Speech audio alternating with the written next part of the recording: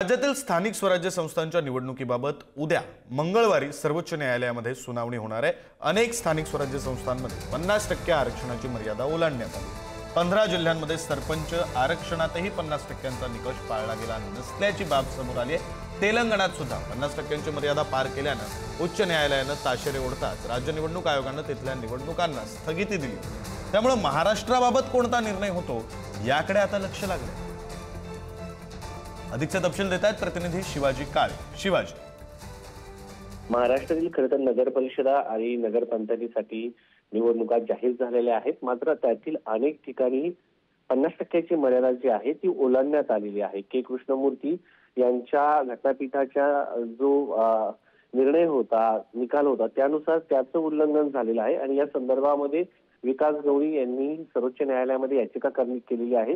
त्यांचं म्हणणं असं आहे, जर 50%च्या वरती मर्यादा ओलांडली गेलेली असेल आणि त्या ठिकाणी जर निवडणुका झाल्या तर निवडून आलेल्या सदस्यांचं सदस्यत्व रद्द होऊ शकतं। तर त्यातील जर साधारणपणे जर पाहिलं तर 15 जिल्ह्यातील सरपंच आरक्षणात 17 परिषदा, 83 पंचायत समित्या, नागपूर चंद्रपूर महानगरपालिका, 57 नगर परिषदा आणि नगरपंचायतीमध्ये 50% आरक्षणाची मर्यादा जी आहे ती ओलांडण्यात आलेली आहे।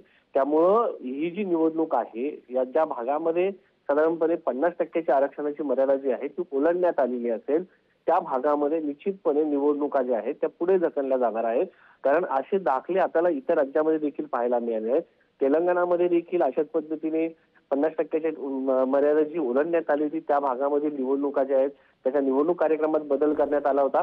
त्यामुळं महाराष्ट्रात देखील 100% या सगळ्या संदर्भामध्ये बदल केले जातील। या अगोदरच्या सुनावणीमध्ये 18 तारखेला झालेल्या सुनावणी दरम्यान सर्वोच्च न्यायालयाने या संदर्भात थेट संकेत दिले होते की आम्हाला ते अधिकार आहेत, तुम्ही 50%ची जी मर्यादा ज्या ज्या भागामध्ये ओलांडता येणार नाही।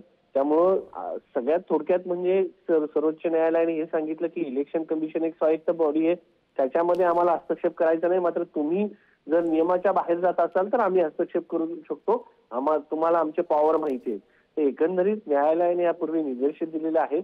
त्यामुळं सर्वोच्च न्यायालयाच्या निर्देशनापूर्वी राज्य निवडणूक आयोग जे आहे या संदर्भात काही बदल करतंय का हे पाहणं महत्वाचं आहे। उद्या या सगळ्या संदर्भामध्ये सरन्यायाधीश सूर्यकांत यांच्या खंडपीठासमोर ही सुनावणी पार पडणार आहे। सरन्यायाधीश सूर्यकांत हे आज शपथ घेत आहेत आणि उद्या जर पाहिलं गेलं तर महाराष्ट्रातील ही महत्वाची केस जी आहे त्यांच्या बेंच समोर असणार आहे। त्यामुळे उद्या काय निर्णय येतो हे पाहणं महत्वाचं आहे। अगदी खरं आहे शिवाजी, तुम्ही म्हणताय त्याप्रमाणे या निर्णयाकडे लक्ष असेल, निर्णय महत्वाचा असेल। धन्यवाद दिलेल्या या सगळ्या माहितीसाठी।